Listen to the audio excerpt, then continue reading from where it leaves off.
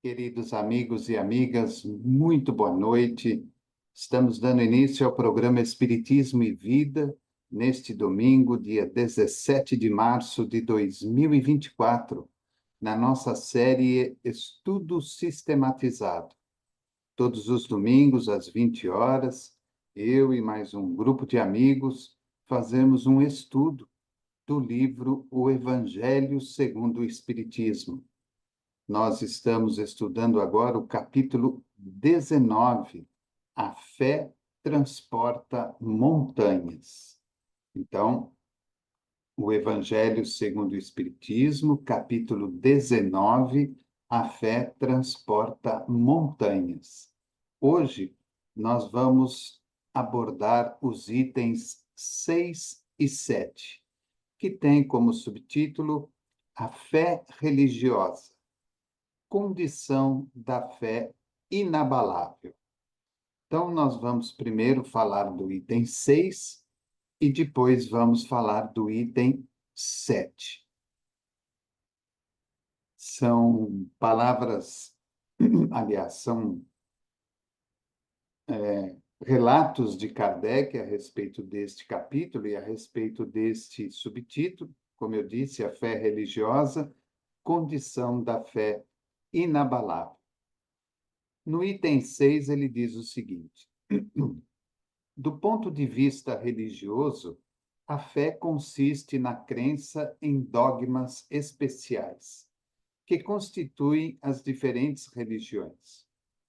Todas elas têm seus artigos de fé. Sob esse aspecto, pode a fé ser raciocinada ou cega. Nada examinando, a fé cega aceita, sem verificação, assim o verdadeiro como o falso, e a cada passo se choca com a evidência e a razão. Levada ao excesso, produz o fanatismo.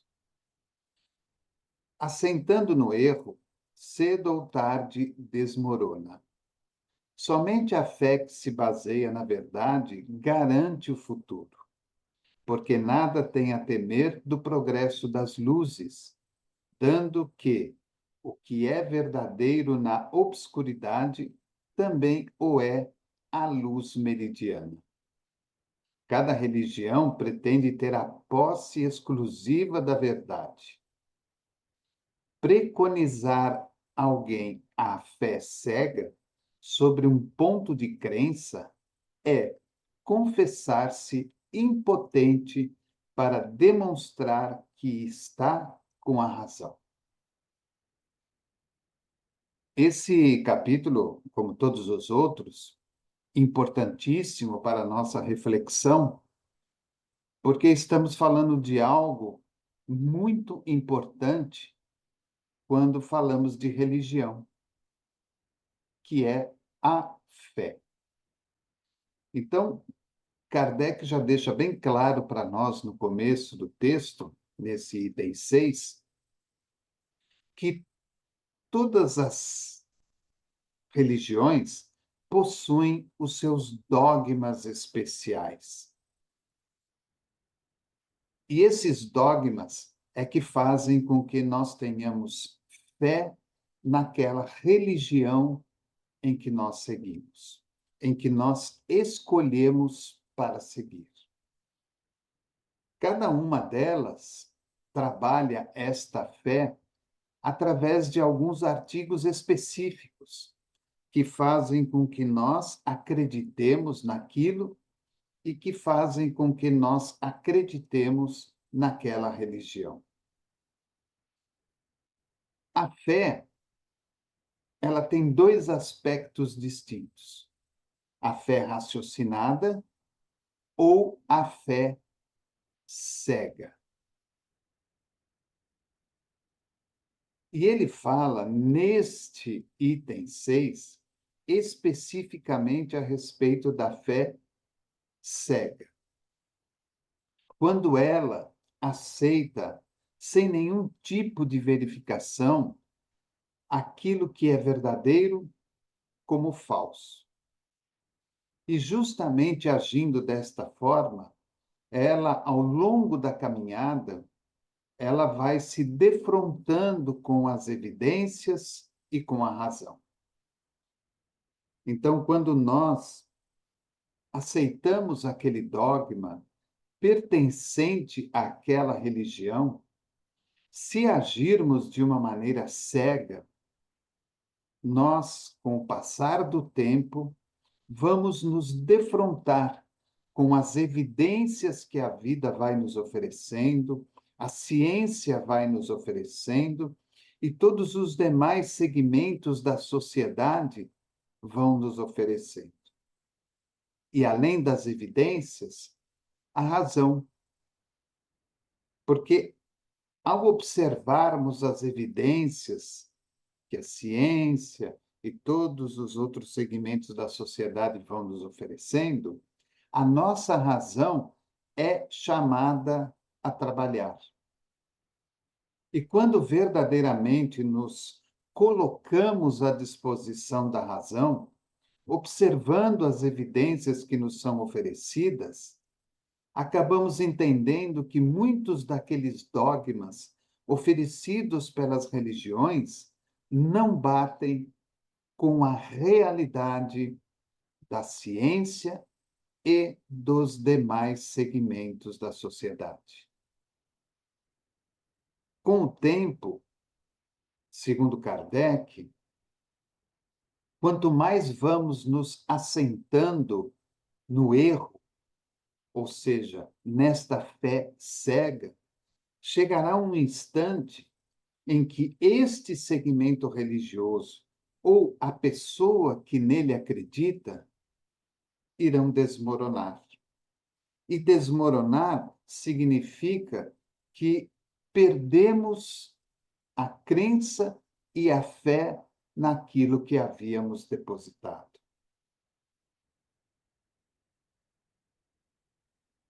Ele fala que somente aquela fé que se baseia na verdade, ou seja, que se baseia na razão, que não é cega, ela tem garantia para o futuro.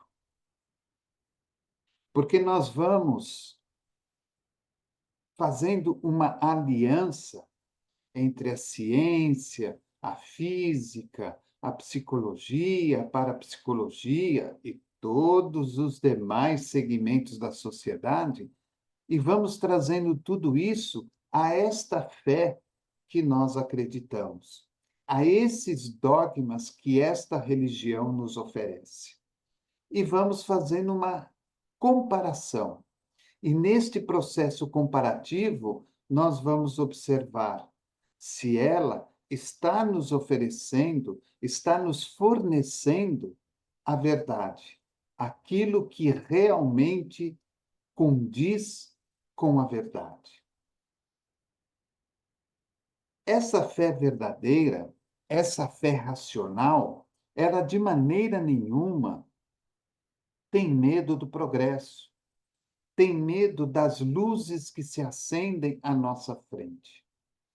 Porque caminhando, estudando, raciocinando, usando do bom senso e da razão, nós vamos, através desses comparativos, entendendo que a religião está progredindo, os segmentos da sociedade estão progredindo e automaticamente eu estou me colocando à disposição deste progresso, fazendo com que aquilo que é verdadeiro, como diz Kardec, é igual tanto na obscuridade quanto também à luz meridiana. Então, dentro daquelas coisas que muitas vezes são obscuras ainda para nós, usando desta fé raciocinada, desta fé que usa do bom senso, nós vamos analisar, vamos estudar, vamos buscar informações. E mesmo que a luz ainda seja pequena, como ele diz, meridiana, nós vamos buscando as informações para observar se aquilo que nos foi oferecido é verdadeiro e condiz com o progresso e com o desenvolvimento do próprio planeta e de todos esses segmentos religiosos que fazem parte da nossa sociedade. Ele diz que toda religião pretende ter a posse exclusiva da verdade.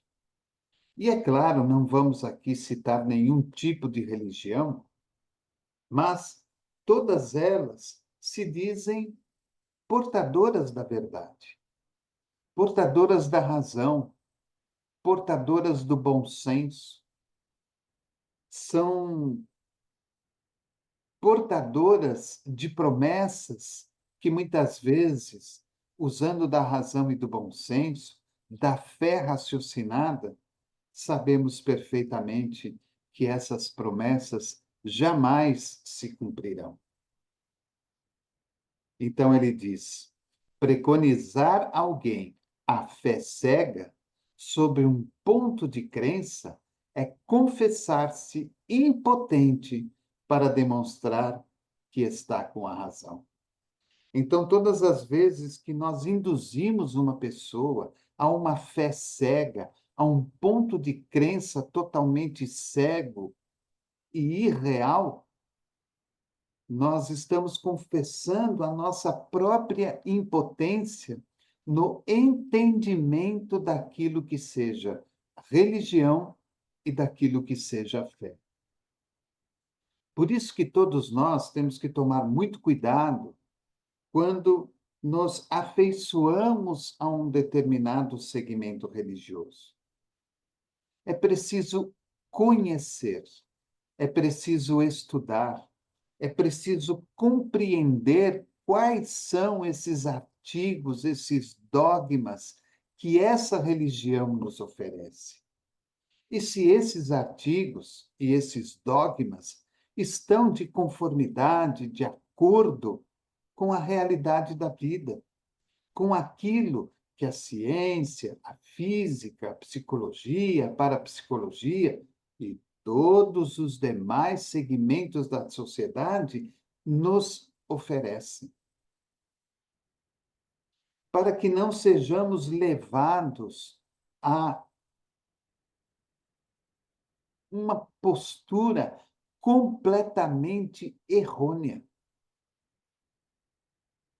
E sabemos perfeitamente que quando agimos desta forma, sem raciocinar, sem usar o bom senso, muitas vezes podemos chegar a um fanatismo cego, onde somente eu, somente a minha crença, somente o meu dogma, somente a minha religião é a única verdadeira e salvadora. Não aceito mais ninguém, não aceito mais nada que possa existir fora daquele processo. Olha o fanatismo tomando conta da nossa razão e do nosso bom senso. Nós sabemos perfeitamente que a religião é um caminho a Deus, é religar a alma a Deus, é religar o espírito a Deus, é religar o homem e a mulher a Deus. E cada um de nós, através dos processos reencarnatórios, com certeza já tivemos a possibilidade de estarmos vivenciando inúmeras outras religiões.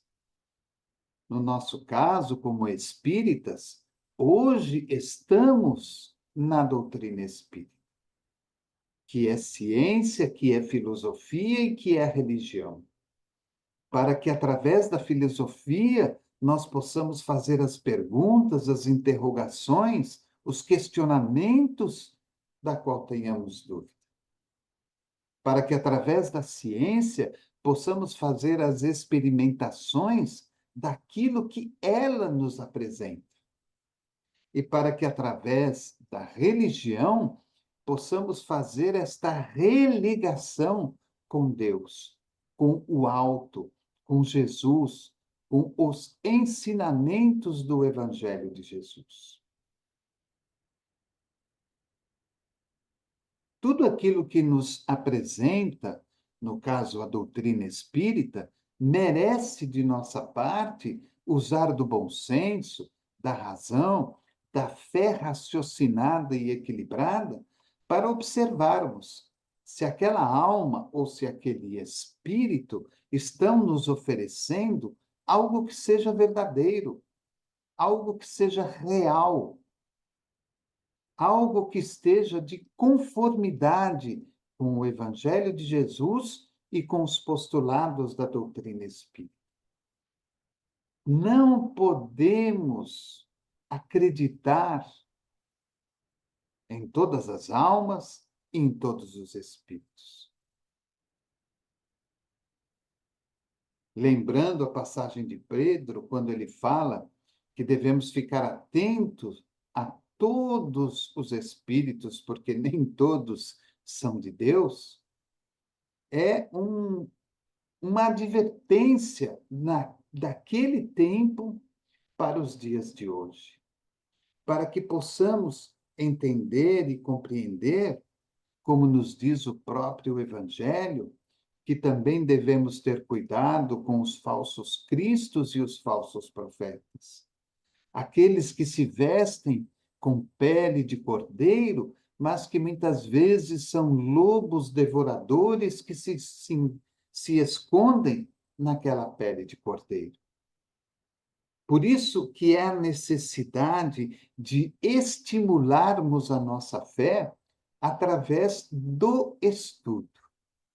Só conseguiremos uma fé raciocinada, equilibrada, dentro do bom senso, através do estudo, através do conhecimento. Por que eu sou espírita? O que na doutrina espírita me faz crer na imortalidade da alma, na vida futura, nesta encarnação, naquelas que já passaram, numa encarnação futura, na vida em outros planetas? Tudo isso é preciso ter conhecimento. E o conhecimento se faz através do estudo. Para que a minha fé esteja alicerçada na verdade, na razão, no bom senso. Não é simplesmente acreditar, é saber o porquê eu estou acreditando. Por que eu estou acreditando naquilo? O que me leva a acreditar naquilo? Então, a fé, ela deve ser trabalhada, ela deve ser estimulada em nós mesmos através do estudo. O estudo nos traz o conhecimento nos oferece a oportunidade da experiência e a experiência nos possibilita alicerçar a nossa fé dentro da razão e dentro do bom senso. Vamos ver o que ele nos fala no item 7. Diz-se vulgarmente que a fé não se prescreve, donde resulta alegar muita gente que não lhe cabe a culpa de não ter fé. Sem dúvida, a fé não se prescreve, nem o que ainda é mais certo, se impõe. Não, ela se adquire e ninguém há que esteja impedido de possuí-la, mesmo entre os mais refratários. Falamos das verdades espirituais básicas e não de tal ou qual crença particular. Não é à fé que compete procurá-los. A eles é que cumpre ir-lhe ao encontro e, se a buscarem sinceramente, não deixarão de achá-lo. Tende, pois, como certo que os que dizem nada de melhor desejamos do que crer, mas não podemos. Apenas de lábios o dizem, e não do íntimo, porquanto, ao dizerem isso, tapam os ouvidos. As provas, no entanto, chovem-lhes ao derredor. Porque fogem de observá-las? Da parte de uns, há descaso, da de outros, o temor de serem forçados a mudar de hábitos. Da parte da maioria, há o orgulho, negando-se a reconhecer a existência de uma força superior, porque teria de curvar-se diante dela. Então, nesse primeiro parágrafo do item 7, nós observamos o quê? Que Kardec coloca que realmente a fé não se prescreve. Não mesmo. Ela vai se impondo a cada um de nós. Nós não adquirimos a fé. Nós simplesmente trabalhamos para que ela surja na nossa vida como algo potente e que nos faz seguir adiante na nossa caminhada. Ele fala que nem mesmo aqueles que são mais refratários deixam de entendê-lo. Muitas vezes, a fé não nos procura, mas nós é que devemos ir ao encontro dela, para que, ao buscá-la, nós comecemos a entender o sentido da fé. Vejam que interessante, todas aquelas pessoas que se manifestam de uma forma muito forte através da sua fé, exteriorizando aquilo que vai em seus corações e em sua mente, são almas queridas que, pela experiência, pela vivência, muitas vezes pela dor e pelo sofrimento, pela necessidade de cada dia,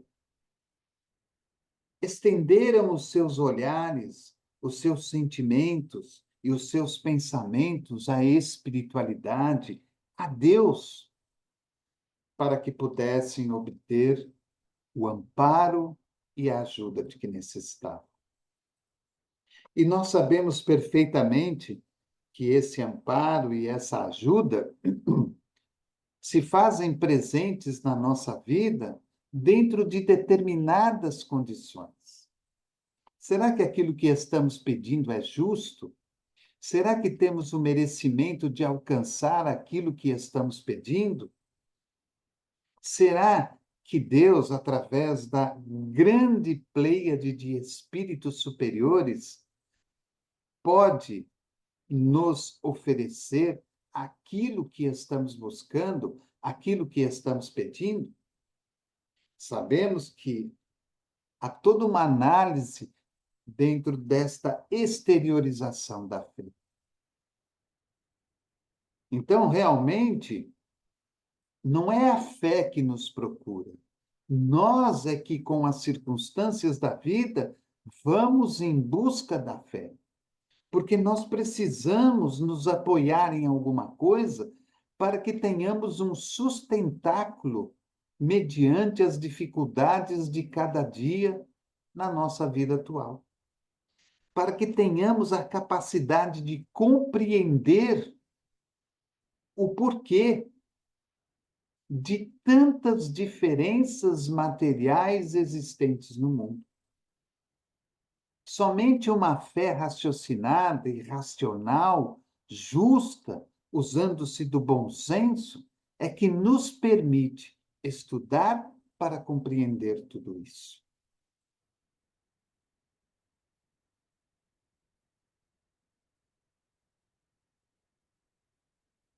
Muitas vezes, fugimos da verdade e fugimos da fé raciocinada, não porque nós queremos, mas porque preferimos, como diz Kardec, tapar os nossos ouvidos. Porque, na realidade, tanto ao tempo de Jesus, quanto ao tempo de Kardec, e principalmente nos dias atuais, com todo o avanço da ciência e da tecnologia, que prova mais nós precisamos para estimular a nossa fé? A nossa fé na vida futura, a nossa fé no processo reencarnatório, a nossa fé na vida após a morte, a nossa fé na comunicabilidade com os espíritos. O que mais precisamos? Será que ainda precisamos voltar a um tempo atrás e observarmos à nossa frente a materialização de espíritos importantes ou de espíritos familiares, dizendo para nós que, mesmo sem o corpo físico, eles ainda continuam vivos, para que realmente possamos acreditar em tudo aquilo que os antigos profetas, que Moisés, que Jesus, que Kardec e esta pleiade de espíritos iluminados trouxeram e ainda vem trazendo para nós ao longo dos dias atuais? Por que ainda insistimos tanto em não acreditar? Por que será? E aí, Kardec, no final do parágrafo, coloca três opções para não acreditarmos. Da parte de uns, o descaso. Sim, o descaso. E por que o descaso existe? Porque não queremos estudar, não queremos pesquisar, não queremos aprender. Nos sentimos à vontade com a vida cotidiana que levamos. Do jeito que está, está bom. Vamos tocando conforme poder. Vamos tocando conforme as oportunidades apareçam. Vamos tocando conforme for permitido. Há um descaso. Não queremos nos envolver com aquilo, nem com a outra, nem com a outra. Queremos viver a vida. E conforme as coisas vão aparecendo, principalmente aquelas que são mais dificultosas e dolorosas, vamos arrumando o culpado, porque nos achamos não merecedores daquilo. O segundo grupo, segundo Kardec, o temor de serem forçados a mudar de hábitos. Então, não importa o segmento religioso que nós vamos buscar para que possamos estimular a nossa fé, muitas vezes não queremos porque necessitamos mudar hábitos. Como toda religião tem os seus dogmas e suas crenças, em todos esses dogmas, em todas essas crenças, dentro desses segmentos religiosos, se faz necessário a mudança de hábitos. Como eu não quero mudar os hábitos, eu não permaneço ali. Não permanecendo ali, não estimulo a minha fé, o meu conhecimento. E o último, que ele diz que da parte da maioria há o orgulho, negando-se a reconhecer a existência de uma força superior, porque teria de curvar-se diante dela. Orgulho. Não queremos muitas vezes nos curvar a Deus, a Jesus, à presença dos bons espíritos. Não queremos admitir que estamos errados. Não queremos admitir que erramos. Não queremos admitir que o outro está correto no caminho escolhido. Então vejam como que adquirir a fé, porque ela não se impõe, nós é que temos que adquiri-la. É preciso abrir os ouvidos, é preciso mudar posturas e hábitos, e é preciso trabalhar o orgulho que ainda existe dentro de nós. Não é aceitar de bom grado tudo que se apresenta à nossa frente. Não é aceitar de bom grado tudo que nós ouvimos de expositores, dirigentes, diretores, presidentes, estudiosos, seja de que segmento religioso for, inclusive dentro do Espiritismo. Precisamos pesquisar, estudar, conhecer, para que a nossa fé esteja alicerçada naquilo que é a verdade, naquilo que é o correto.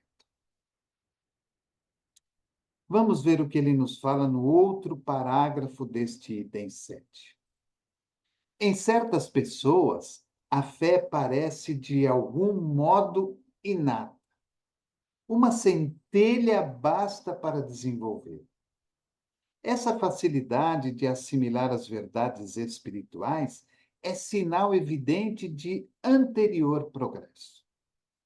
Em outras pessoas, ao contrário, elas dificilmente penetram, sinal não menos evidente de naturezas retardatárias. As primeiras já creram e compreenderam. Trazem, ao renascerem, a intuição do que souberam. Estão com a educação feita. As segundas, tudo tem a aprender, tudo tem de aprender. Estão com a educação por fazer. Ela, entretanto, se fará. E se não ficar concluída nesta existência, ficará em outra. Olha que bonito. Um ponto muito importante. Nós, muitas vezes, olhamos para uma pessoa e dizemos, puxa, como essa pessoa tem fé, como ela acredita de uma tal maneira, ela se expressa com uma tal facilidade,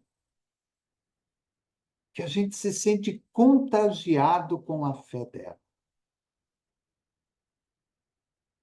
Bastou uma centelha para que ela se desenvolvesse, para que ela se tornasse visível. A pessoa tem uma facilidade tão grande, como diz Kardec, de assimilar as verdades espirituais, que fica evidente para todos nós que isso vem de anterior progresso. Ora, se a pessoa nunca teve contato com nada, se a pessoa nunca teve contato com ninguém, se a pessoa nunca estudou sobre aquilo, se a pessoa nunca se manifestou sobre essa questão, a respeito deste assunto, e de repente um acontecimento muda completamente a vida daquela pessoa. E ela exterioriza uma fé inabalável dentro dela.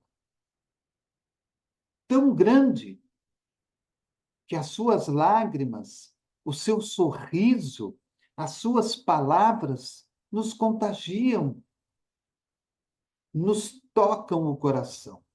Muitas vezes nos fazem chorar. Tal o poder daquela fé. Ora, se não é desta vida, de onde ela trouxe isso?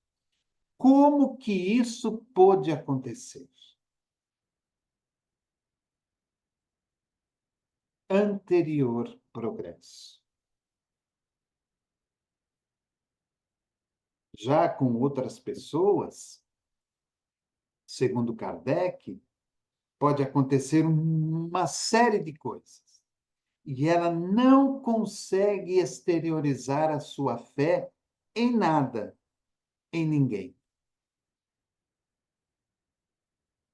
E ele diz: prova evidente de naturezas retardatárias, espíritos retardatários.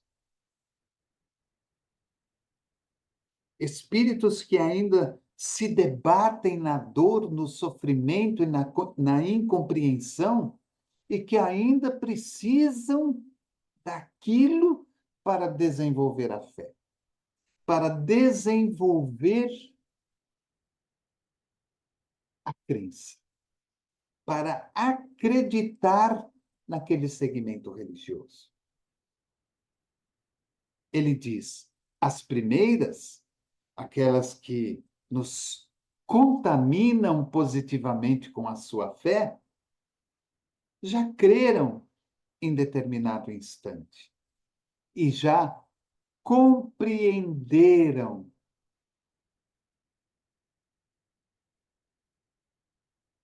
essa espiritualidade superior. E ele deixa uma palavra muito bonita. Ao renascerem, trazem a intuição do que souberam. Quantas vezes nós falamos assim: puxa, parece que eu já estive nesse lugar. Puxa, parece que eu já estive num lugar semelhante a esse. Puxa, parece que eu já li algo sobre isso. Puxa, parece que eu já encontrei aquela pessoa.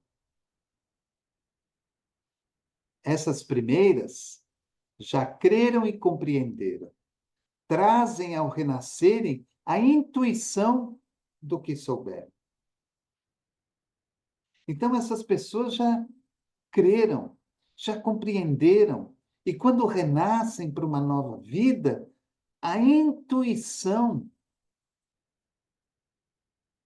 naquele momento de estalo, traz de novo àquela alma aquilo que já souberam. Trazem de volta aquela fé.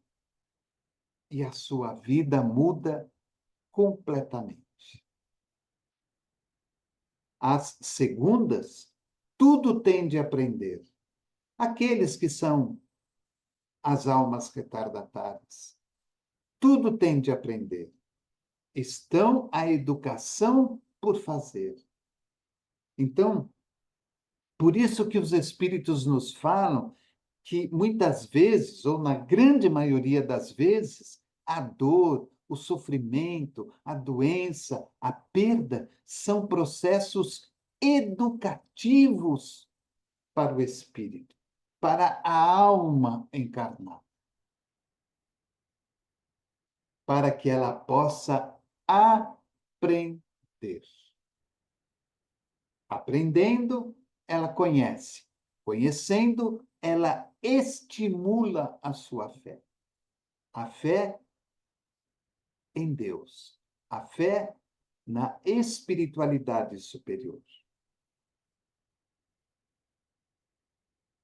Ela, entretanto, se fará E se não ficar concluído nesta existência, ficará na outra. Porque, como a vida é eterna, este processo muitas vezes vai demorar um pouco. Eu precisarei passar por inúmeras etapas da educação para entender e para compreender. Entendendo e compreendendo, eu adquiro conhecimento, e o conhecimento faz com que a minha fé se exteriorize e gradualmente ela vai crescendo. E no último parágrafo, ele diz assim: a resistência do incrédulo, devemos convir, muitas vezes provém menos dele do que da maneira por que lhe apresentam as coisas. Isso é muito importante. Nós não devemos apenas atribuir àquele que ainda tem a educação da fé por realizar que aquilo é só culpa dele. Muitas vezes provém menos dele do que da maneira por que lhe apresentam as coisas. Então, às vezes, aquela alma, aquele espírito ainda retardatário, ele precisa de estímulo, ele precisa de oportunidade, ele precisa, muitas vezes, ser orientado em locais significativos e importantes que ofereçam para ele a razão, o bom senso, a ciência, a filosofia, a religião, para que ele entenda o todo e, consequentemente, possa ir educando-se nesse quesito. A fé necessita de uma base, base que é a inteligência perfeita daquilo em que se deve crer. A base. E é claro, tenho certeza absoluta que Kardec não está aqui colocando a doutrina espírita acima dos outros segmentos religiosos, até mesmo porque os espíritos não agiriam dessa forma. Mas essa frase, a fé necessita de uma base, base que é a inteligência perfeita daquilo em que se deve crer. Então, eu adentro a um segmento religioso, eu preciso entender qual é a base daquele segmento religioso. E conforme eu vou entendendo aquele segmento religioso, a sua base, as suas crenças, os seus dogmas, eu vou desenvolvendo a minha educação religiosa. Eu vou desenvolvendo a minha fé religiosa. Por isso que o capítulo, aliás, esse subtítulo do capítulo, ele coloca a fé religiosa, condição da fé inabalável. Então eu preciso desta compreensão para observar se aquele segmento que eu escolhi está me oferecendo tudo aquilo que eu ainda tenho como dúvida dentro de mim. Então, eu estou dentro de um segmento religioso e muitas vezes eu posso questionar algumas coisas. Por que isso? Por que aquilo? Por que assim? Por que assado? Por que não é desse jeito? Por que não é da outra forma? Então, algo ainda está faltando. Por isso que muitas vezes saímos de um segmento religioso e vamos para outro, porque não encontramos no outro, naquele primeiro, aquilo que nos satisfez integralmente. Ainda faltam elementos para que a nossa educação religiosa, a nossa fé religiosa, se estabeleça numa fé profunda e alicerçada na verdade. A fé necessita de uma base, base que é a inteligência perfeita daquilo em que se deve crer. E para crer, não basta ver, é preciso, sobretudo, compreender. Olha como que esse subtítulo deste capítulo é muito importante. Para crer, não basta ver. É preciso, sobretudo, compreender. Então, para nós espíritas, olha, nós não morremos, a gente não morre. O que morre é o corpo. Eu continuo espiritualmente vivo. Olha, eu estou me apresentando aqui para você, sem o corpo físico. Eu estou me utilizando do meu perispírito como molde da minha última encarnação e me apresentando como Davi para que você possa me ver, me conhecer, identificar-me. Mas a pessoa não basta para ela ver. Para crer, não basta ver. A pessoa tem que compreender este processo. Compreender como aquilo acontece. Como que o corpo morre, como que o espírito continua vivo, como que ele consegue se apresentar para mim, como que ele consegue moldar aquele último corpo que eu tive como Davi e me apresentar para aquela pessoa, para que ela me reconheça. Como que tudo isso pode acontecer? A fé necessita de uma base que é a inteligência perfeita daquilo em que se deve crer. E para crer, não basta ver, é preciso, sobretudo, compreender. E como é que nós atingimos a compreensão? Estudando. O estudo nos leva ao conhecimento, o conhecimento nos leva à compreensão, a compreensão faz brotar em nós a fé. A fé cega já não é deste século. A fé cega já não é deste século. Tanto assim que precisamente o dogma da fé cega é que produz hoje o maior número de incrédulos, porque ela pretende impor-se, exigindo abdicação de uma das mais preciosas prerrogativas do homem, o raciocínio e o livre-arbítrio. A fé cega já não é deste século. Kardec está falando do século dele. Tanto assim que, precisamente, o dogma da fé cega é que produz hoje o maior número de incrédulos, porque ela pretende impor-se, exigindo a abdicação de uma das mais preciosas prerrogativas do homem, o raciocínio e o livre-arbítrio.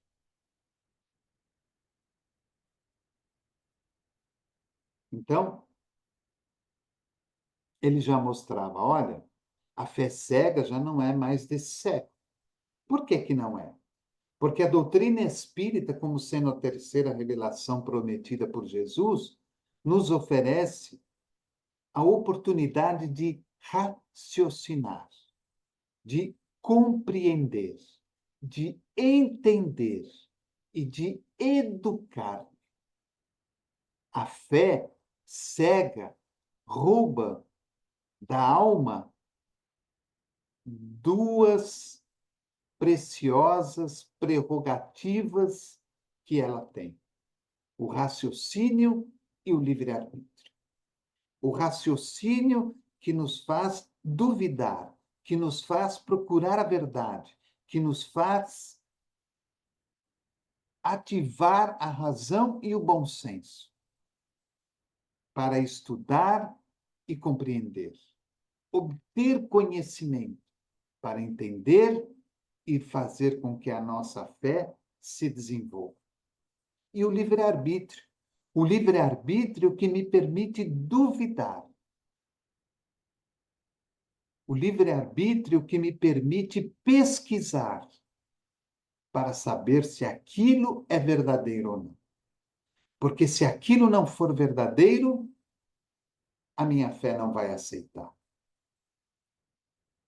Agora, se aquilo for real, for verdadeiro, e há uma comprovação daquilo, a minha fé racional, equilibrada, aceitar. É principalmente contra esta fé que se levanta o incrédulo. E dela é que se pode, com verdade, dizer que não se prescreve. Então, essa fé cega, que o incrédulo se assenta. Ele diz: eu não acredito, eu não aceito, aquilo é uma mentira. Mas ele não pesquisa, ele não estuda, ele não vai atrás da verdade, ele simplesmente impõe a sua opinião, o seu parecer, o seu sentimento.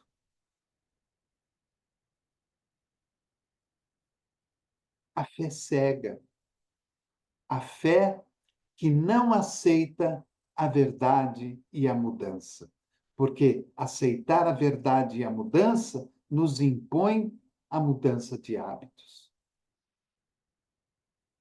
Não admitindo provas, ela deixa no espírito alguma coisa de vago que dá nascimento à dúvida.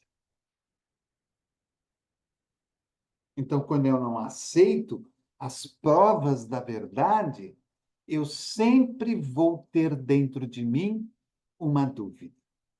Eu saio daquela reunião, vou para casa e aquela dúvida vai ficar martelando na minha cabeça.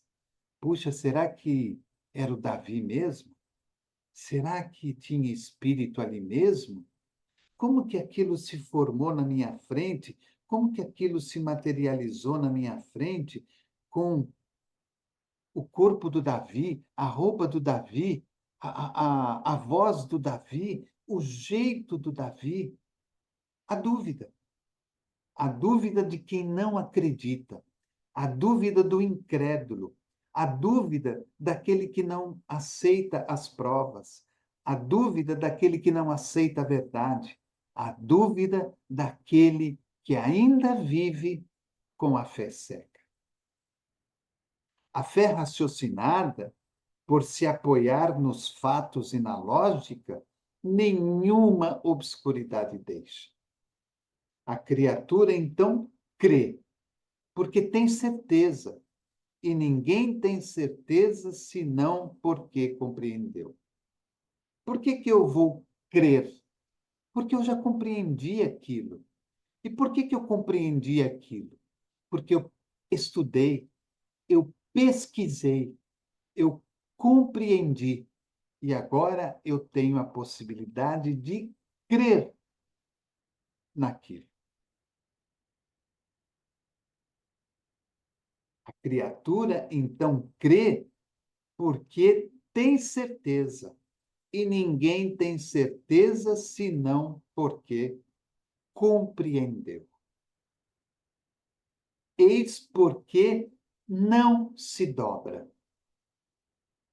Eu não me dobro à mentira. Eu não me dobro à inverdade. Eu não me dobro àquilo que não é real.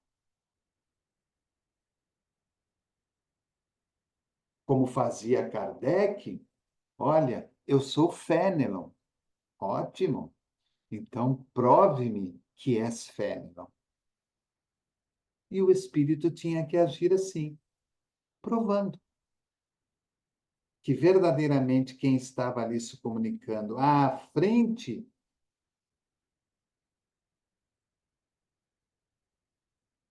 daquele médium, à frente de Kardec, através daquele médium, era realmente Fénelon. Nas sessões de materialização, o médium que liberava o ectoplasma para que tudo pudesse acontecer era algemado, acorrentado, preso, amarrado, enfim, para que ele não pudesse sair fisicamente lá de dentro. Mas espiritualmente ele saía. e com aquele ectoplasma e com todo o fluido magnético e espiritual do ambiente, ele se materializava à frente de todos. A criatura, então, crê, porque tem certeza, e ninguém tem certeza senão porque compreendeu. E aí Kardec termina dizendo: eis porque não se dobra. Fé inabalável só o é a que pode encarar de frente a razão em todas as épocas da humanidade. Frase muito famosa de Kardec, muito utilizada nas exposições espíritas, nos grupos de estudo, nos cursos. Fé inabalável só o é a que pode encarar de frente a razão em todas as épocas da humanidade. Por isso que a pessoa que acredita, porque ela compreendeu, e ela compreendeu porque ela adquiriu o conhecimento, e ela adquiriu o conhecimento porque ela estudou, ela tem uma fé inabalável, verdadeira, profunda, alicerçada. E essa fé encara a razão sempre, em todas as épocas da humanidade. E ele termina: a esse resultado conduz o Espiritismo, pelo que triunfa da incredulidade, sempre que não encontra oposição sistemática e interessada. Então, ao resultado desta fé religiosa, importante para todos nós, que a esse resultado conduz o Espiritismo, pelo que triunfa da incredulidade, sempre que não encontra oposição sistemática e interessada. Antes de encerrar, eu quero voltar aqui, lá numa frase lá em cima, em que Kardec escreve: e para crer não basta ver, é preciso, sobretudo, compreender. A fé cega já não é deste século. Tanto assim que, precisamente, o dogma da fé cega é que produz hoje o maior número dos incrédulos, porque ela pretende impor-se, exigindo a abdicação de uma das mais preciosas prerrogativas do homem, o raciocínio e o livre-arbítrio. A editora coloca aqui uma nota. Essa nota da editora, ela é de 1948, e ela diz assim: Kardec escreveu essas palavras no século XIX. Hoje, o espírito humano tornou-se ainda mais exigente. A fé cega está abandonada. Reina a descrença nas igrejas que a impunham. As massas humanas vivem sem ideal, sem esperança em outra vida, e tentam transformar o mundo pela violência. As lutas econômicas engendraram as mais exóticas doutrinas de ação e reação. Duas guerras mundiais assolaram o planeta, numa ânsia furiosa de predomínio econômico. Toda a esperança da humanidade hoje se apoia no Espiritismo, na restauração do cristianismo, baseada em fatos que demonstram os princípios básicos da doutrina cristã: eternidade da vida, responsabilidade ilimitada de pensamentos, palavras e atos. Se a, ter, se a terceira revelação, sem a terceira revelação, o mundo estaria irremediavelmente perdido pelo choque das mais desencontradas ideologias materialistas e que pregam a violência.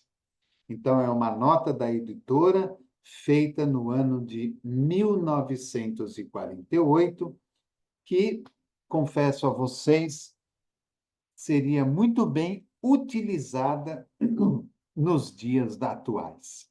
Eu vou me dar até a permissão de repetir a vocês a nota, como eu disse, de 1948, e que talvez, com certeza mesmo, nós podemos trazer para o ano de 2024, tirando aí algumas referências daquele momento de 1948.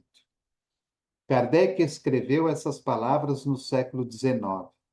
Hoje, o espírito humano tornou-se ainda mais exigente. A fé cega está abandonada. Reina a descrença nas igrejas que a impunham. As massas humanas vivem sem ideal, sem esperança em outra vida, e tentam transformar o mundo pela violência. As lutas econômicas engendraram as mais exóticas doutrinas de ação e reação. 2 guerras mundiais assolaram o planeta, numa ânsia furiosa de predomínio econômico.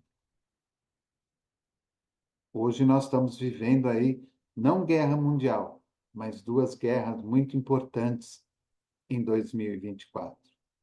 Toda a esperança da humanidade hoje se apoia no Espiritismo, na restauração do cristianismo, baseada em fatos que demonstram os princípios básicos da doutrina cristã.